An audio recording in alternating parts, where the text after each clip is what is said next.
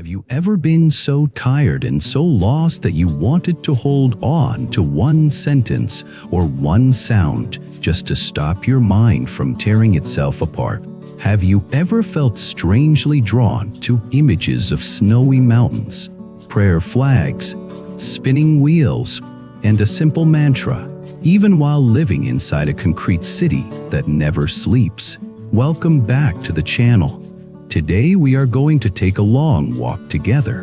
Not a tourist walk, not a quick inspiration clip, but a slow inner journey that you can actually use in real life.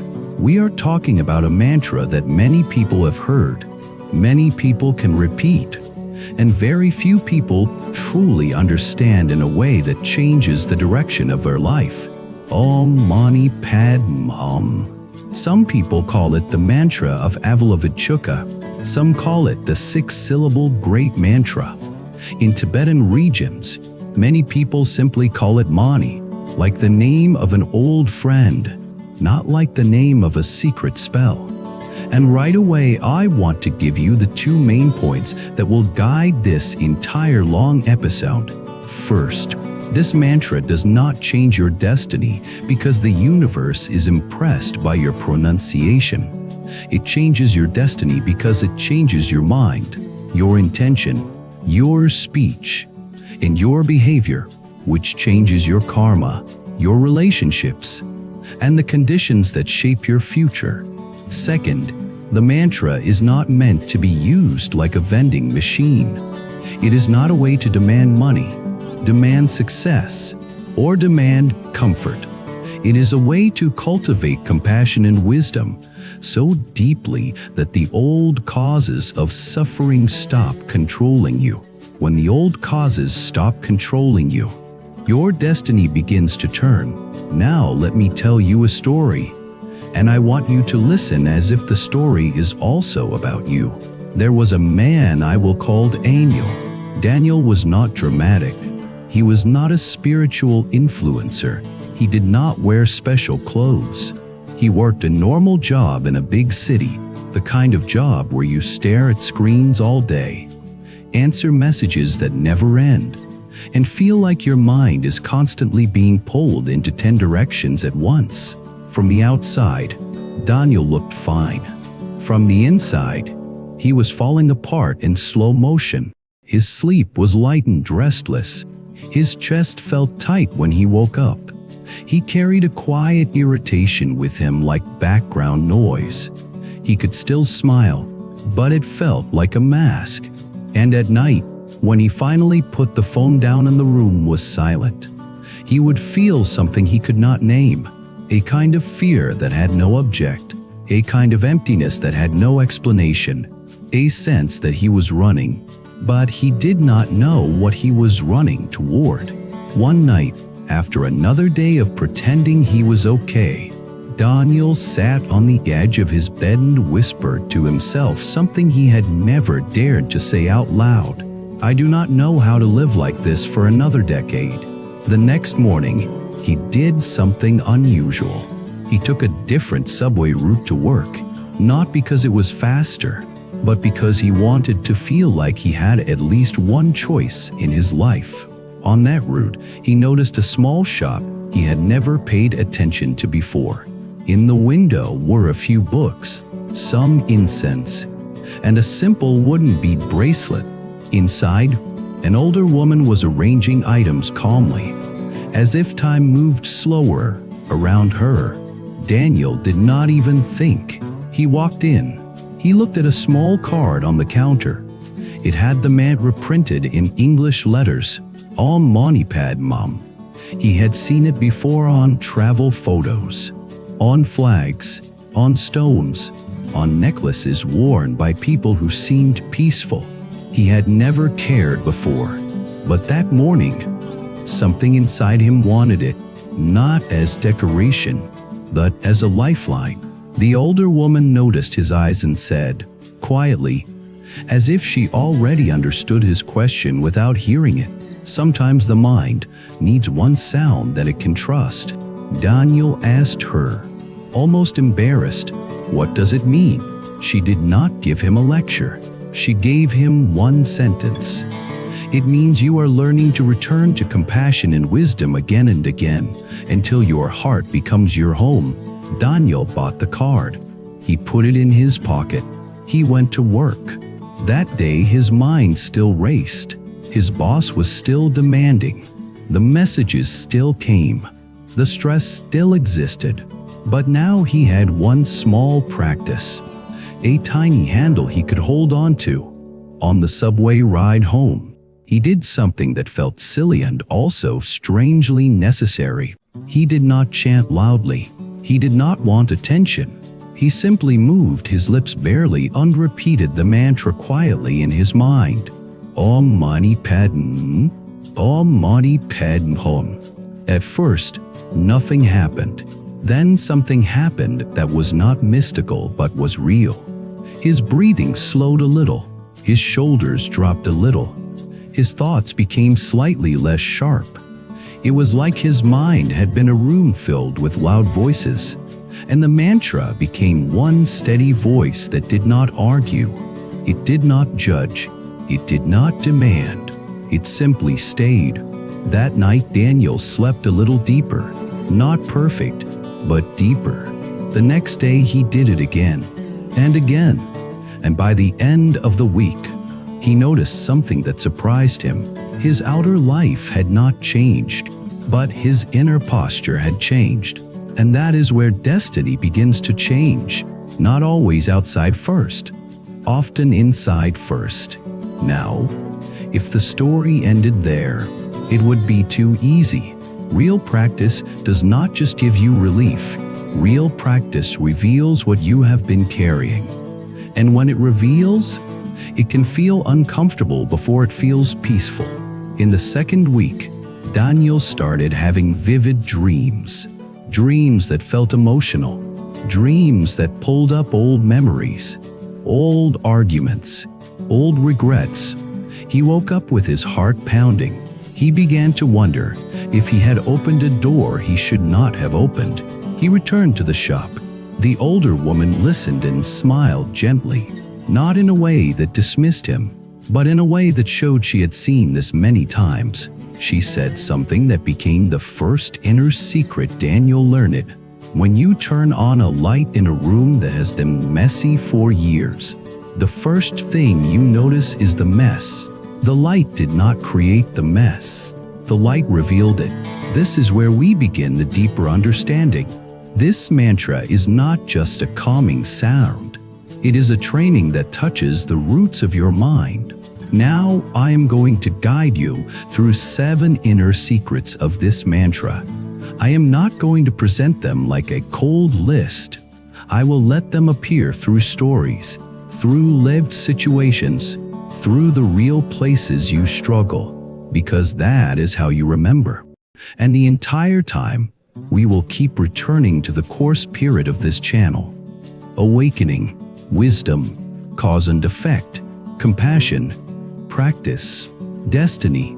The first secret is that the mantra gives your mind a safe anchor. Most people do not realize how exhausted their mind is until they try to rest. The mind is constantly feeding on stimulation, news, drama, comparison, regret, fear, planning, replaying, worrying. Even when your body is sitting, your mind is sprinting. When you repeat the mantra, you are doing something extremely important. You are giving your attention one clean object, one stable rhythm, one simple path to return. Attention is power. Where your attention goes, your life goes. When your attention is scattered, your power is scattered. When your power is scattered, your choices become weak. When your choices become weak, your destiny becomes reactive. So when the mantra teaches you to return, it is teaching you to gather your power back into one place. Daniel discovered this at work. He used to react instantly to messages. A new email would appear and his nervous system would spike as if a tiger had entered the office.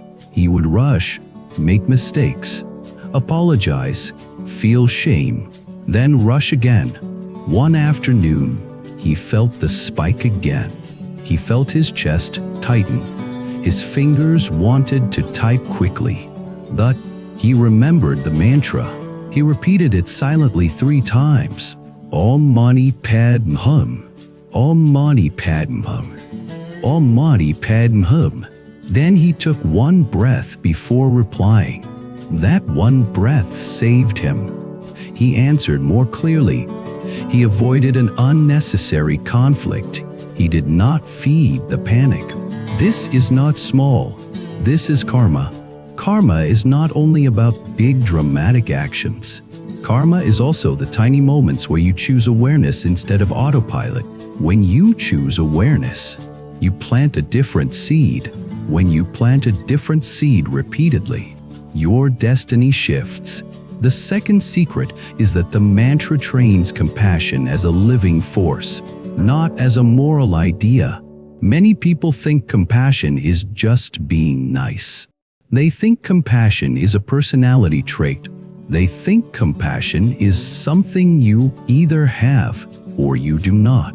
But in Buddhist practice, compassion is cultivation.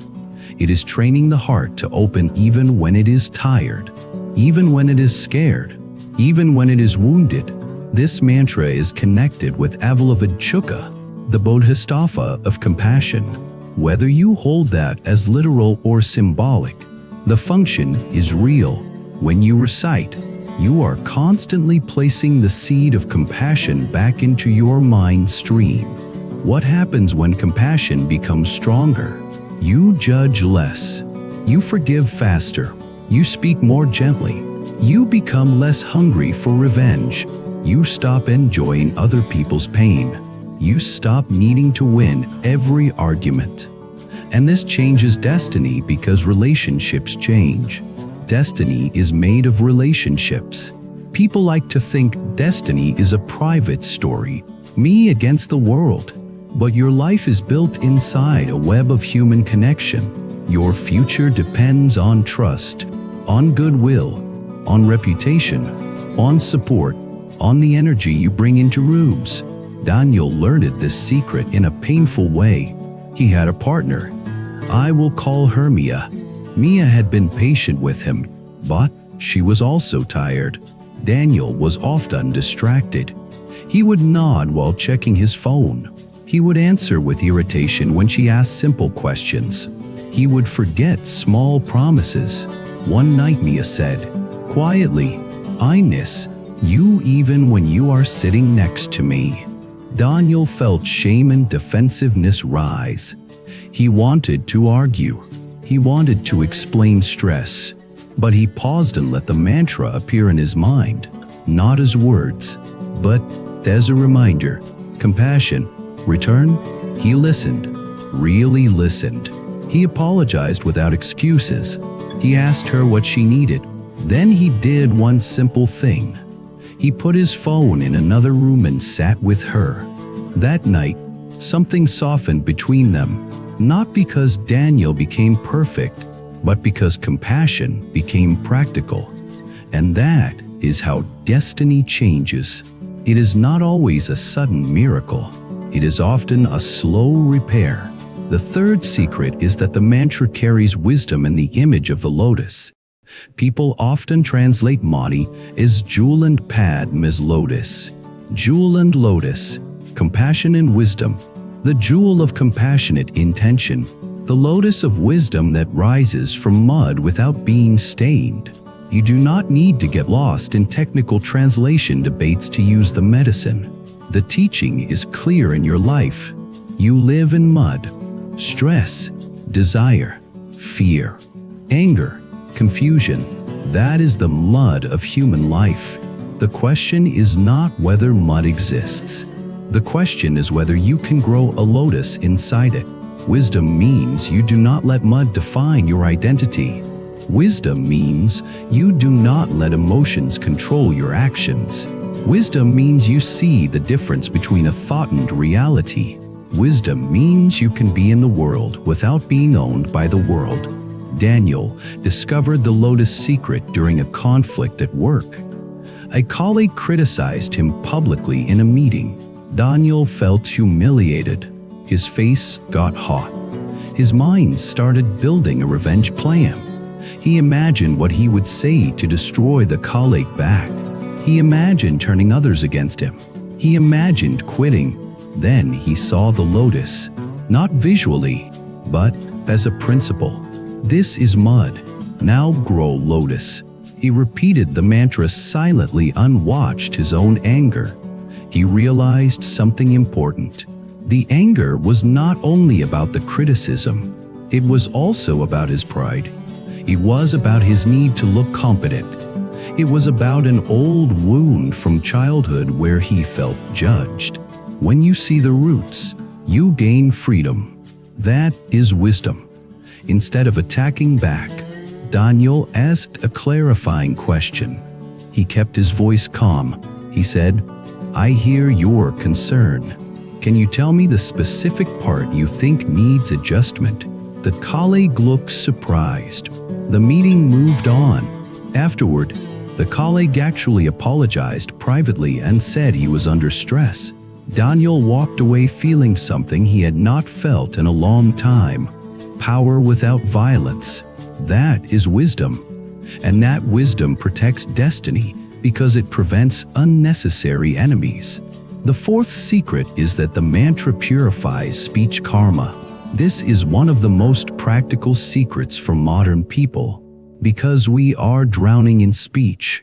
Messages, comments, posts, gossip, rumors, complaints, sarcasm, passive aggression, subtle humiliation, small lies, exaggeration, half-truths. Speech creates worlds. You can build a home with speech. You can burn a home with speech. The mantra is sound. And because it is sound, it trains your relationship with sound. It trains you to respect what comes out of your mouth and what you allow into your mind. When you repeat a compassionate sound, you become more sensitive to harmful sound. You begin to feel the difference between clean speech and dirty speech. Daniel noticed this in a very ordinary place, a group chat. His friends had a group chat where they joked constantly. At first it felt fun. Then Daniel began to notice that many jokes were actually insults. Many jokes were gossip. Many jokes were airing others down. Before, Daniel would join because he feared being left out. But as he practiced the mantra, he started feeling uneasy when he typed something cruel. One night, he was about to send a sarcastic message about a co-worker. His fingers hovered. Then he repeated the mantra in his head and felt the truth. If I send this, it will be funny for 5 seconds and poisonous for 5 days. So he did not send it. This is how you guard blessings. The mouth is a gate. If you want to change destiny, you must guard this gate. When you stop leaking harm through speech, your relationships become cleaner. When your relationships become cleaner, support increases. When support increases, life becomes less heavy.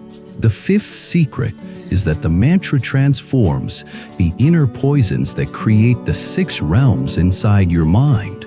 You may have heard explanations that connect the 6 syllables to purification of 6 realms or 6 afflictions. Different lineages phrase it differently. The point is not to argue about charts. The point is to recognize something inside yourself. The 6 realms are not only places after death. They are also mental states you enter every day. There is a heaven realm state when you feel proud and superior, and you think you are above others. There is an asura realm state when you feel competitive and jealous, and everything becomes a fight. There is a human realm state when you feel desire and attachment, and you chase endlessly. There is an animal realm state when you feel fear and dullness, and you want to hide and numb. There is a hungry ghost realm state when you feel scarcity and craving, and nothing is ever enough. There is a hell realm state when you feel anger and hatred, and your mind burns. If you watch your own mind honestly, you will see these realms. When you recite the mantra with sincerity, you are not just repeating sound.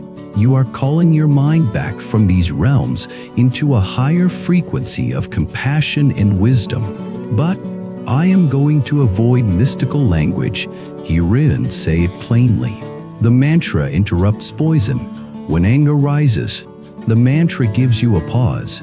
When jealousy rises, the mantra reminds you to return to compassion. When craving rises, the mantra reminds you to breathe and not be owned. When fear rises, the mantra gives your nervous system a steady rhythm. When pride rises, the mantra softens the heart. When despair rises, the mantra gives you a thread to hold. This is why it changes destiny. Because your destiny is the long shadow of your repeated inner states. Daniel learned this during a season of financial stress. Money was tight, bills stacked. He felt shame. He felt scarcity. He started comparing himself to friends who seemed successful. The hungry ghost realm opened inside him. He scrolled social media and felt worse. He wanted to buy things to soothe the emptiness, which would make finances worse. One night he sat on the floor with his back against the couch, breathing shallowly, and he began repeating the mantra out loud very softly. Om Mani Padme, Om Mani Padme. At first he was still anxious. Then he felt a strange shift. He remembered compassion. He remembered that his worth was not a bank balance. He remembered that chasing image would not save him. He remembered that kindness to himself was also part of practice. He turned off the phone. He wrote a simple plan. He went to sleep earlier. Nothing dramatic, but the poison was interrupted. That interruption is the beginning of freedom. The sixth secret is that the mantra is a form of advanced mental training through vibration and rhythm. Some people are allergic to spiritual talk. They want everything to be explained through psychology and nervous system science. That is fine. You can still use the practice. When you repeat a sound rhythmically, your breathing tends to become slower. When your breathing becomes slower, your nervous system shifts toward calm. When your nervous system calms, your mind becomes less reactive.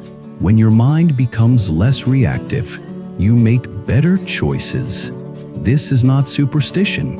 It is training. You can test it right now without believing anything. Take 1 minute. Breathe slowly. Repeat the mantra quietly. Notice what happens to your shoulders. Notice what happens to the tightness in the face. Notice what happens to the speed of thoughts. You will likely notice a small settling. That settling is not only comfort, it is clarity. When your brain is not flooded with panic, you can see better. You can choose better. You can respond better. This is why the mantra can be called a high-level awareness practice. It is not only about faith, it is about repetition that reshapes the mind.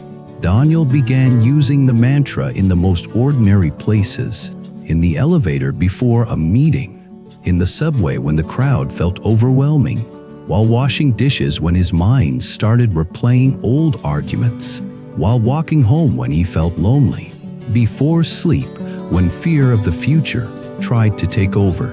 Each time, the mantra became a way to return. Return is practice.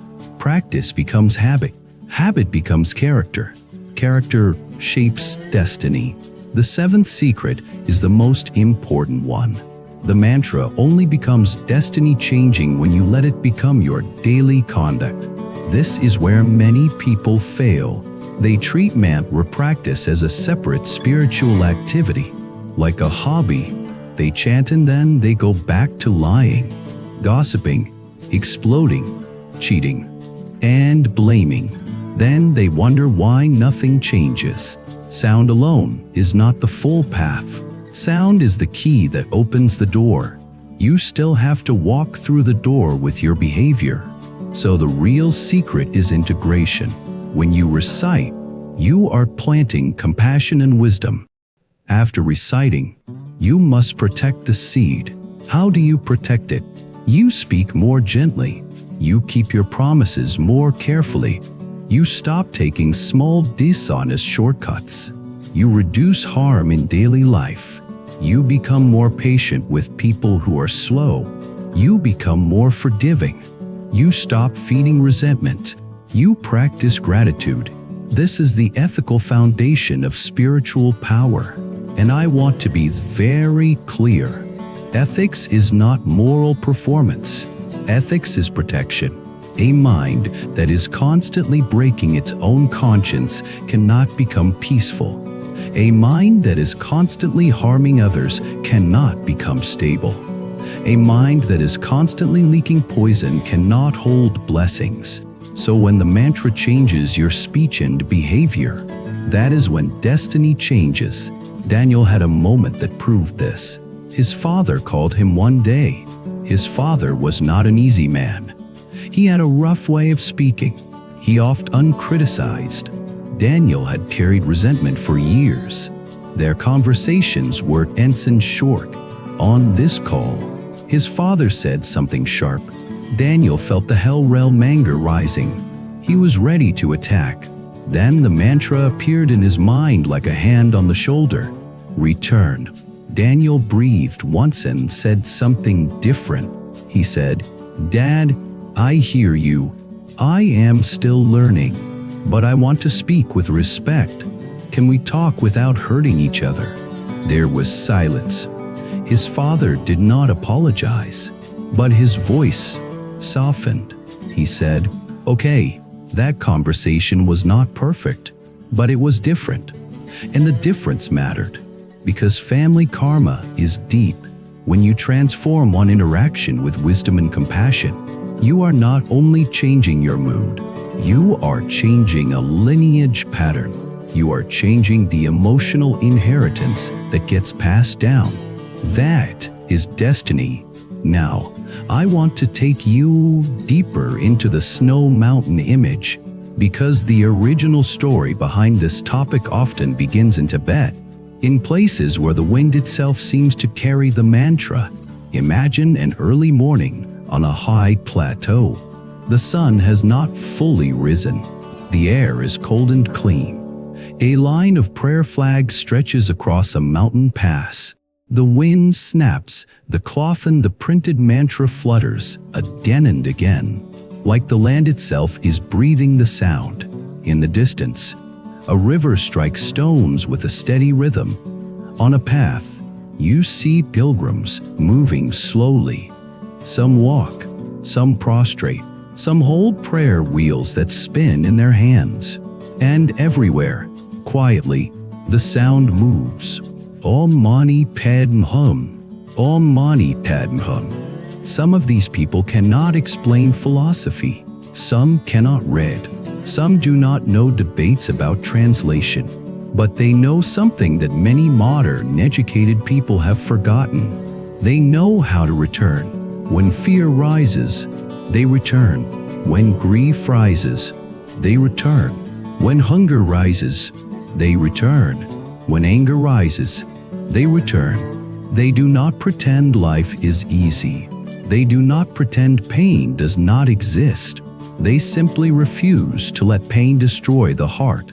This is why the mantra has survived centuries, not because it is exotic, because it works on the level that humans always need, the level of the heart. Now, I want to bring this into your world, because most of you are not living on a plateau. You are living inside noise. You are living inside deadlines. You are living inside family responsibilities. You are living inside a mind that is constantly being pulled by screens. So let us make this practical. You can use the mantra in your own city mountains. The subway crowd is a mountain. The work meeting is a mountain. The argument with your partner is a mountain. The night of insomnia is a mountain. The day you feel like you cannot go on is a mountain. You do not need prayer flags to practice. You need sincerity. And sincerity means this: you are willing to return again and again, even when you fail, because you will fail. Everyone fails. The point is not perfection. The point is direction.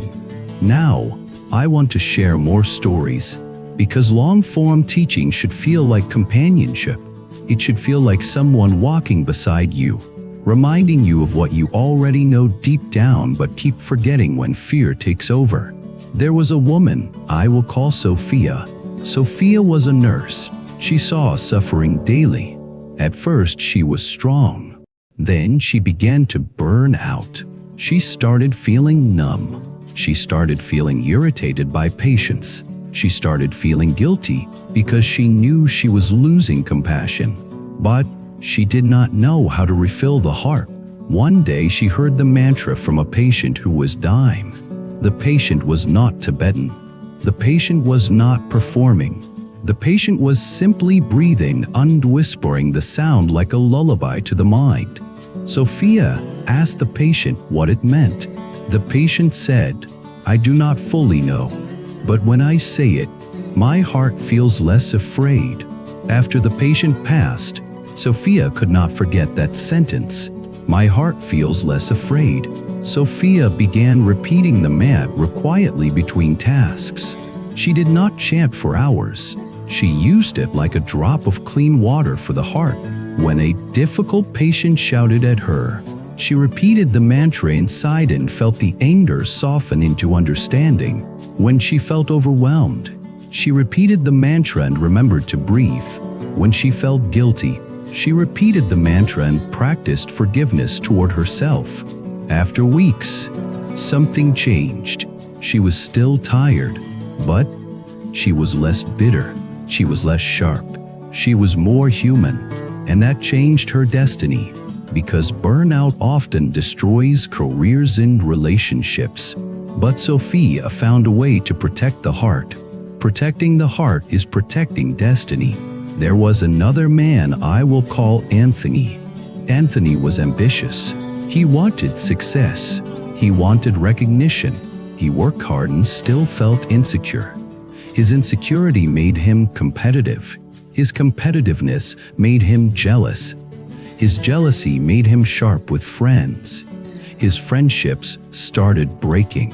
He did not notice the cause and effect at first.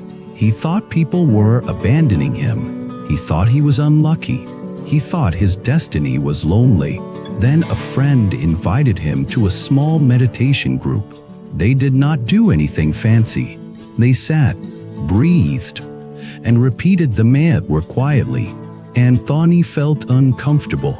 Silence made him face his own mind. His mind was full of comparison, full of hunger, full of fear, but he stayed. Over time, Anthony noticed that the mantra created a small space between the impulse and the action. That space was everything. When jealousy rose, he could see it rather than become it. When he saw it, he could choose not to speak poison. When he did not speak poison, friendships stopped breaking. This is how karma works in daily life. A tiny space can save a relationship. A saved relationship can save a career. A saved career can save a family. All because you trained one space. That is destiny. Now, I want to address a question that many of you carry, even if you do not say it. If the mantra is compassion, why do I sometimes feel weird after reciting? Why do I sometimes feel emotional? Why do I sometimes feel dreams become vivid? The answer is simple and deep. When you stop distracting yourself, you start feeling what was already there. When you calm the mind, the subconscious begins releasing stored emotion. Grief that you swallowed, anger that you pretended was fine, shame that you buried, fear that you covered with businessins, old memories that never got processed. This can feel like things are getting worse, but often it is purification, not in a magical sense, but in a psychological and karmic sense. If you stay steady, you do not become obsessed with signs. The mind cleans. The mantra is not there to create drama. It is there to reduce suffering. So if weirdness arises, your job is to become more grounded, not more superstitious. Sleep well, eat properly, move your body, reduce violent content, speak kindly, do not gossip, do not chase fear stories online. Then keep a steady practice with modest intensity. That is wisdom. Now let me give you a simple way to practice that is safe and effective for most people. Choose a time when you can be quiet for a few minutes.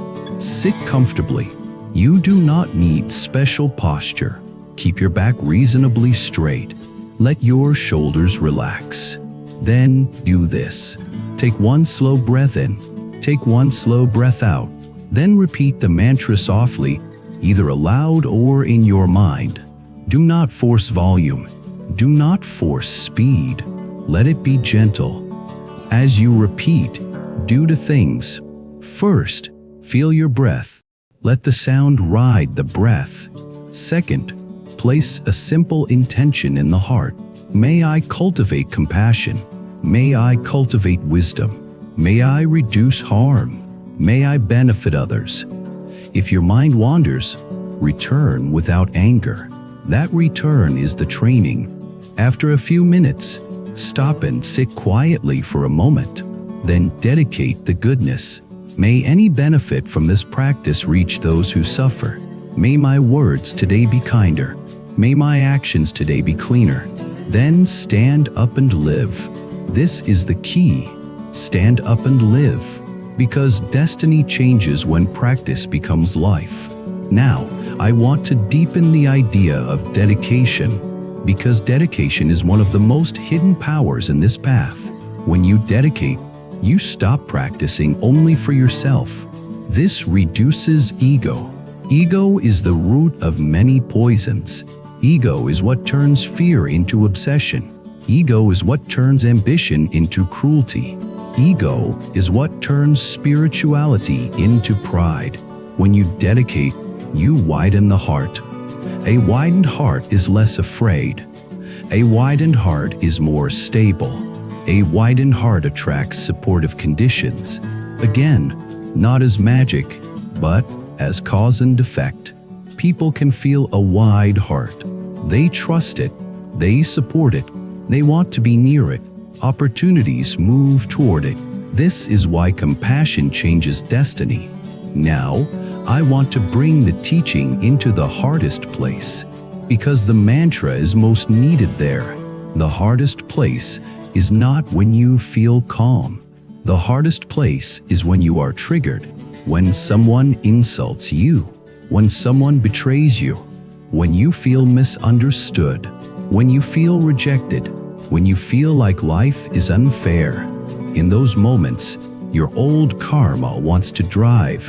It wants to drive your mouth. It wants to drive your hands. It wants to drive your decisions. The mantra is not a decoration for peaceful moments. It is a steering wheel for dangerous moments. I want you to imagine this scenario, because it is common.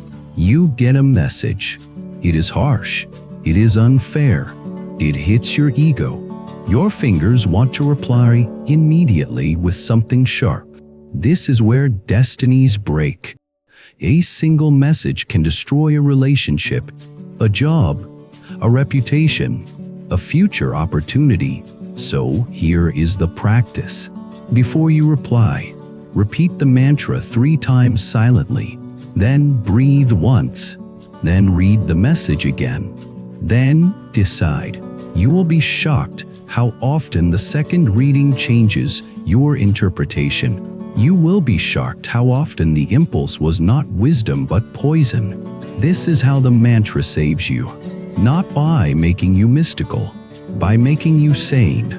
Now, I want to speak about the phrase that many people use.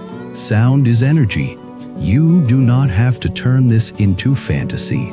You can understand it in a grounded way. Sound vibrates the body. Sound shapes breathing. Sound influences nervous system state. Sound becomes emotion. Emotion becomes behavior. So, sound is energy in the sense that it moves you. When you repeat harsh sound, harsh thoughts grow. When you repeat kind sound, kind thoughts grow. Try it. Speak harsh words for 2 minutes and notice your body. Then speak gentle words for 2 minutes and notice your body. You will feel the difference. The mantra is gentle sound with a compassionate meaning. It trains the whole system towards softness and clarity. Now, let us talk about destiny more directly. Because the title promised it. How does this mantra change destiny in concrete ways?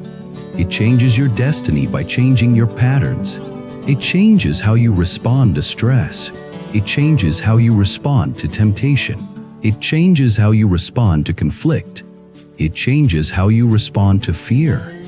It changes how you respond to loss. And those responses decide the next chapter of your life. If you respond to stress with panic, you create mistakes and conflict.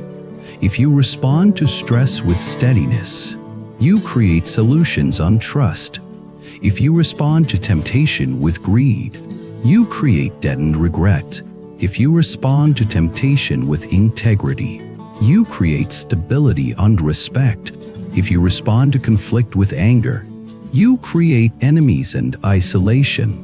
If you respond to conflict with wisdom, you create understanding and support. If you respond to fear with avoidance, you create stagnation. If you respond to fear with practice, you create growth.